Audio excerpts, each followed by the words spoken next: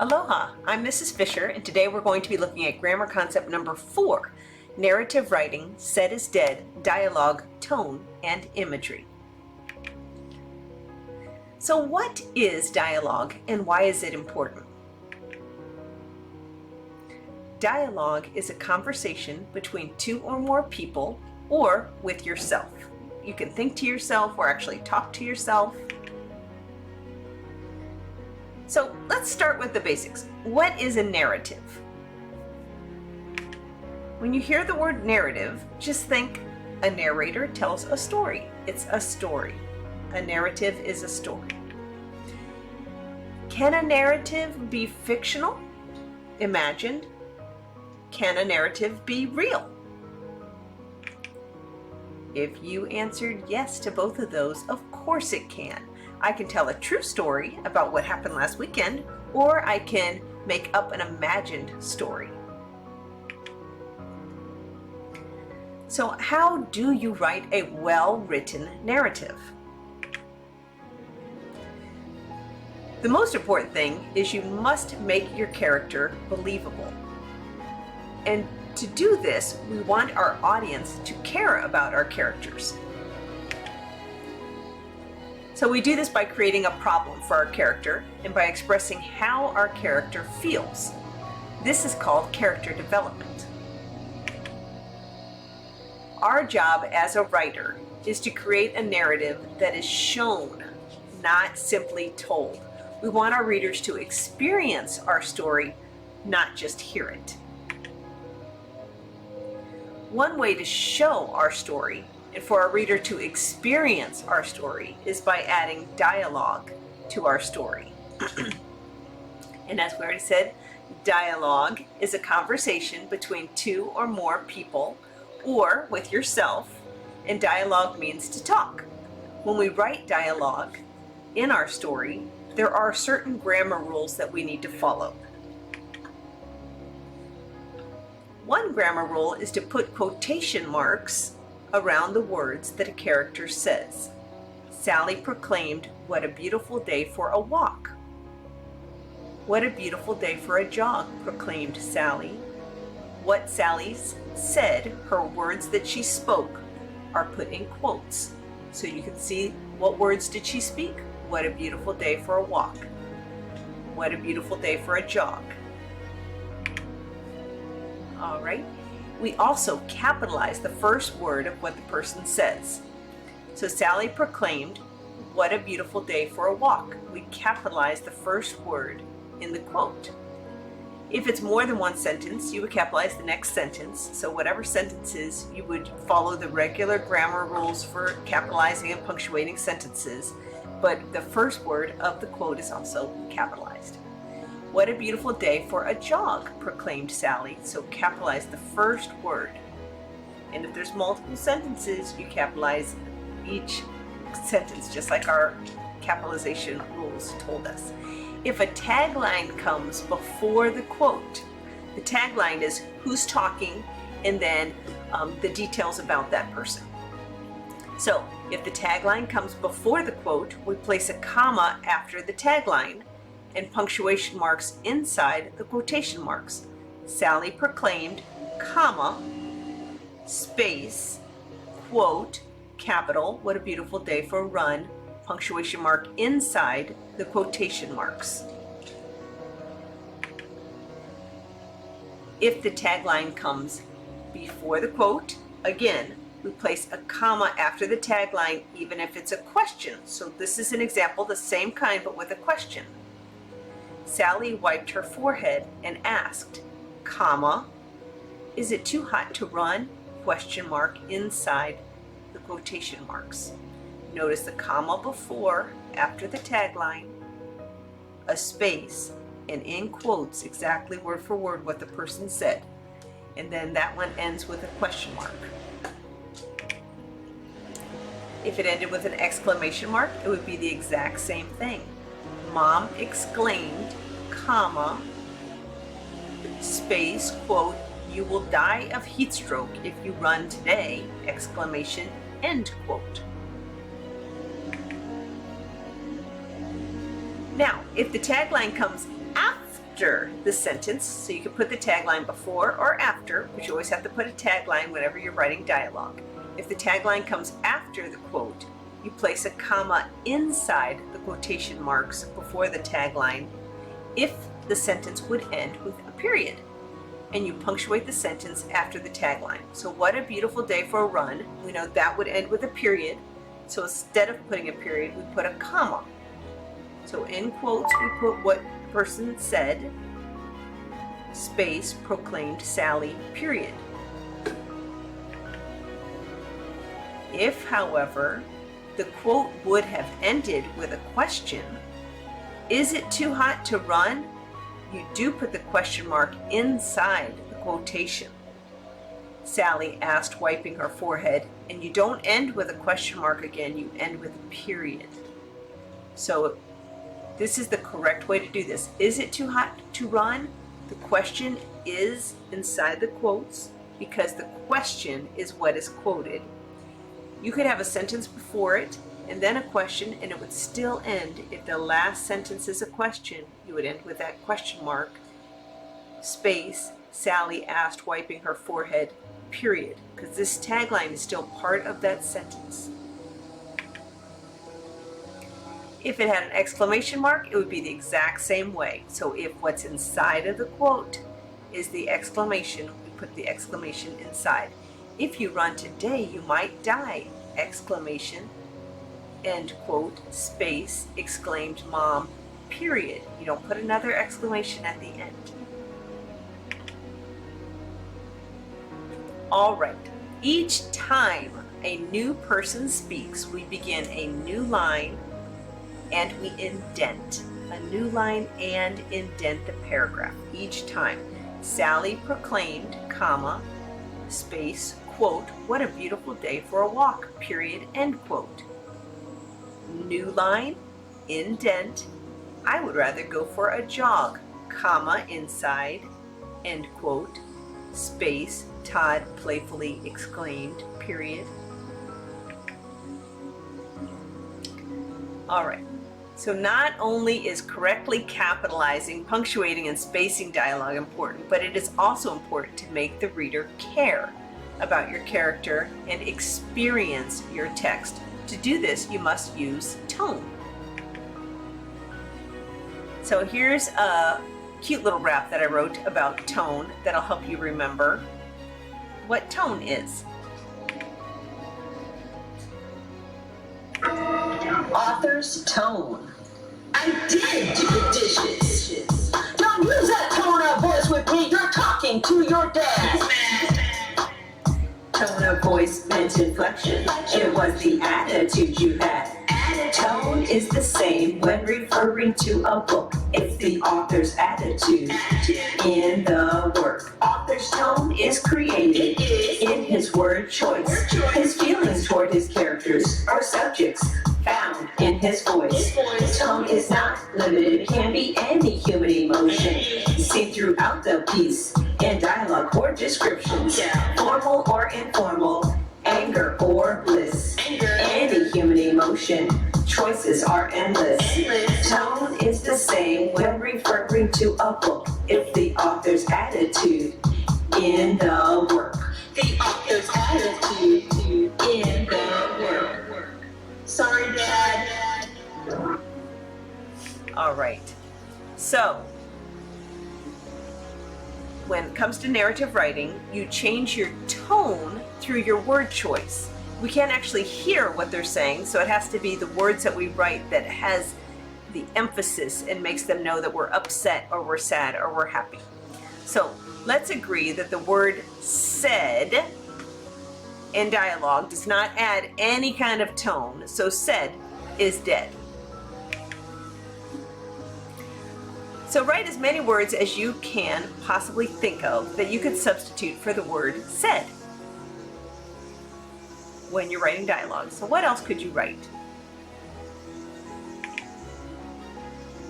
All right, so here's some choices that I came up with. Words to substitute for said. You could say added, admitted, advised, affirmed, agreed, announced, answered, asserted, assured, avowed, bellowed, blurted, bragged, cautioned, challenged, claimed, continued, cried, decided, declared, demanded, denied, emphasized, explained, gasped, grunted, growled, guessed, hinted, hissed, hollered, insisted, joked, lied, pleaded, prayed, proclaimed, repeated, stated, stammered, stuttered, stipulated, shouted, whimpered, whispered, whined, yelled. Did you think about these? How many did you get? You might have gotten ones that I didn't get. All right, so since we know that we're not going to be using said when we're writing because it doesn't add any kind of tone, we are going to, I want you to look at the list here and find 4 words that you could use to substitute for the word said if you wanted to have the tone be that you're sad. Which one would you choose? All right, so which 4 would you choose if you wanted to fit the emoji being worried? Which ones could you choose?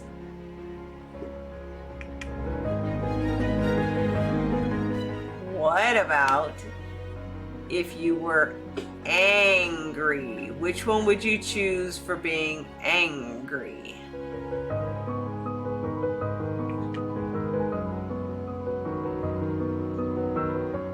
Okay, which ones could you choose for being to express that someone is happy? Which words could you substitute for the word said to show someone's happy? All right, so great job with those. Not only should we change the verb said, but we should also use imagery to describe the person's feelings and descriptions of what's happening so people can experience it. So watch this rap and it will explain to you how to use the 5 senses to include imagery when you are writing your narratives.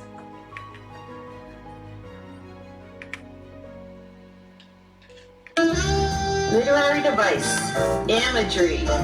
All right, imagery. What can I see with imagery? Imagery uses senses to paint pictures in your head. Yes, up words strung together like squeaky, lumpy bed. Vivid words or phrases which create images in our minds. When we read a book, we see them all the time. Imagery involves 1 or more of your 5 senses. To simulate these, the author dispenses descriptive words and phrases, more than a few. You like them when you read them, so write with them too. For example, if you say, I sat in a chair, there is no image created there, but let's add imagery, and then we'll see. All right, can we hear this one? It was the summer of my 16th year. I could still see my reflection in the windshield as I proudly stepped up to captain the RV that would set course for a cross-country adventure. I sat in the soft leather driver's seat, strapped myself in, and manned the helm. Another example, I soundly sat in the hard wooden splintered chair, watching each minute pass, tick-tock, tick-tock, longing to hear the freedom bell ring. The headmaster glared at me over her spectacles. Ooh, I can see it.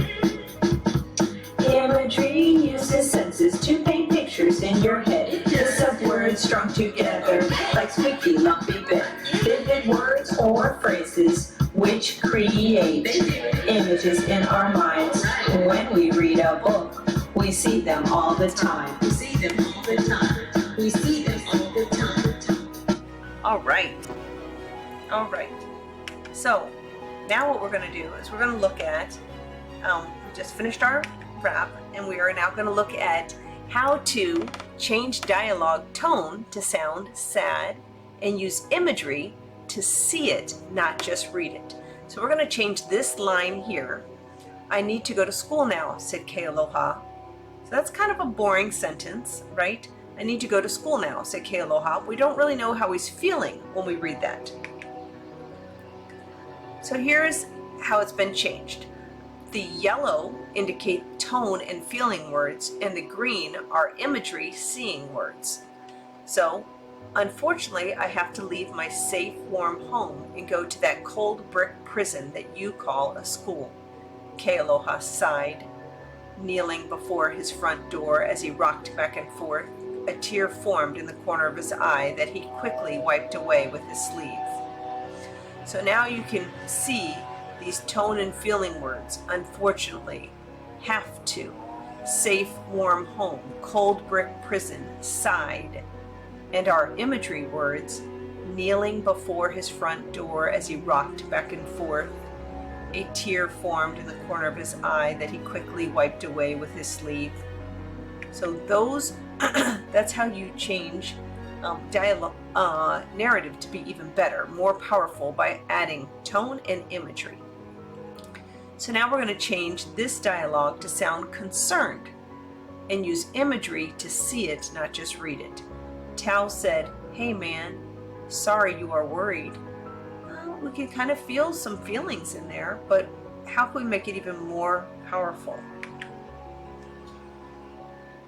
Tal looked concerned. He slowly strolled over and with firm kindness patted his friend on the shoulder. He cautiously asked, "Hey man, I know your pain. What exact time is your presentation today? I want to be in the front row to support you." So again, our tone and feeling words were yellow, looked concerned. He cautiously asked, "I know your pain. I want to be in the front row to support you." And our green imagery, where we're seeing it and experiencing it, he strolled over and with firm kindness patted his friend on the shoulder. So now you can see that happening. So now we're going to change this dialogue to sound angry and use imagery to see it, not read it. Kealoha said, "It is too soon and it makes me mad." So that's just kind of boring. How can we make that more powerful? Kealoha's eyes were half shut, his eyebrows were furrowed, and his fists were clenched. "My stupid, stressful presentation is too soon. I must present to the entire school body right after lunch. It makes me feel like throwing up. I cannot believe that I must do this," Kealoha proclaimed, standing up and punching open the front door. All right, so our yellow tone and feeling words were stupid, stressful, too soon, must, entire with caps, right? It makes me feel like throwing up. Cannot believe that I must do this. And then we have our seeing words. His eyes are half shut. His eyebrows were furrowed. His fists were clenched. Kealoha proclaimed, standing up and punching open the front door. So now you can see that happening. So, does all of this really matter or count as a grade? Well, it certainly does. So this is the actual rubric from the Smarter Balance Assessment. And in there, you get 2 points when you write dialogue elaboration if your dialogue provides appropriate, mainly specific, descriptive detail with the dialogue, uses sensory, those are your 5 senses, concrete and figurative language, and it must be shown. So if you only tell it, if it's somewhat told, you only get 1 point. But what if you write the whole thing? Could you ever get 0 points? Well, unfortunately, yes, you can. If you include only a few descriptive details, no dialogue, if it's vague or repetitive, incorrect, interferes with the meaning of the narrative, if you use little or no sensory or concrete figurative language, and if it's mostly told. So if it's mostly told, you get 0 points. So you really need to add this tone and these adjectives and adverbs and describing words and really paint a picture when you're writing your narrative and your dialogue. All right, so here are some things for you to remember from so that ends today. So we are done with today. Great job on Set is Dead. And now we are going to look back at our grammar lessons and make sure that you haven't forgotten what we've already learned. Okay, time to show what you know. We learned in grammar number 1 that we capitalize proper nouns, but not common nouns. So we Mrs. Fisher, but not teacher. We capitalize brand names, but not common names. So we would capitalize the smart devil, but not fan, because I got a little smart devil fan right here. We capitalize titles when they come before a person's name, like Dr. Donna Fisher. Soon, hopefully, I'll be a doctor. I am taking my doctorate, but not a title alone in place of a name. So you wouldn't say, we asked the captain, right? So that's would be lowercase. Queen would be lowercase, only if it's before their name. We capitalize the direct address, always in a sentence. So direct address is who you're directly talking to. We capitalize the first word in every sentence, first word in every poetry line. We capitalize races, nationalities, states, countries, regions, religions, streets, cities, highways, bodies of water, mountain, proper noun abbreviations, specific courses, and languages. We capitalize days of the week, months of the year, special calendar events, but not fall, spring, winter, or summer. And when we quote, paraphrase, or summarize when we are writing, we must include in our in-text citation, we must have the author's name when it's available and page number. If there's no author, you would say author unknown. You would put the name of the website or wherever you did get the information from. You should always use signal phrases when you're quoting, paraphrasing, or summarizing, such as in accordance with or according to. And here are 3 examples. When you quote evidence in accordance with Herbert Hoover, comma, space, quote, and you put in quotes what he said or what he wrote, and then you end it with a page number and that period on the outside to show that this page number goes with this quote. You paraphrase. If you have paraphrased evidence, it's done the exact same way, but because it's in your own words and in your own style, you don't put quotes around it.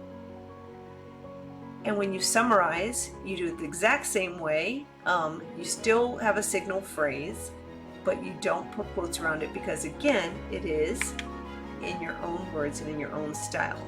So whenever you are asked to include evidence on this Smarter Balance assessment, know that they want you to put in quoted evidence. So word for word that you get pieces of evidence.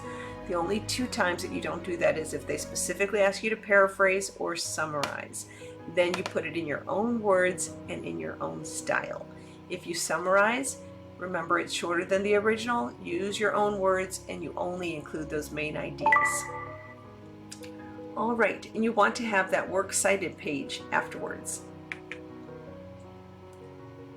And when you're proofreading, remember that you are being counted off for your spelling, capitalization, and punctuation. So that's why we're going over these grammar rules with you. So always, always, always use spell check when it's available. Always. And whenever you are, when you are writing sentences, make sure they make a complete thought. They include a subject and a verb. If you have an imperative sentence, you're giving a command or making a request, then it's the understood you is the subject. Adjectives describe nouns or pronouns. They answer the questions, which one, what kind, how many, how much, or whose.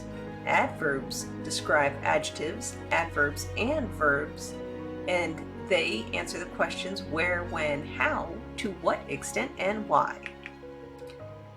And today we learned that when it comes to dialogue, we put quotation marks around the words that the character says. We capitalize the first word of what the person says.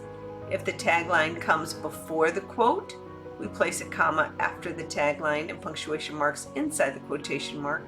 If the tagline comes after the quote, we place a comma inside the quotation marks before the tagline. If it's a sentence, if it's a question, we put the question mark. If it's an exclamation, we put the exclamation mark.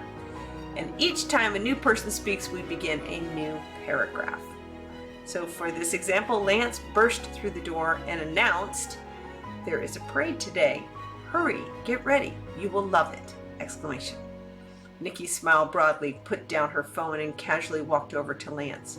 She held onto his shoulder to balance herself as she put on her red high-heeled shoes. Period. Right, all that. Where is the parade? Where is this parade? Is it downtown? Or is it in our neighborhood? ? She asked with a twinkle of wonderment in her eye. It is right outside, Nikki, my love. Please hurry, Lance exclaimed with excitement as he thrust open the door. Nikki's eyes were as big as saucers. There, standing before her, was a parade of her pets, each wearing a sign that read, quote, Nikki, will you marry me? ? End quote. Nikki turned to Lance and hugged him emphatically, crying, quote, yes, yes, yes, I will marry you. Lance, I love you with all my heart, ! End quote. All right. And that concludes today's lesson. You are done and done. Great job.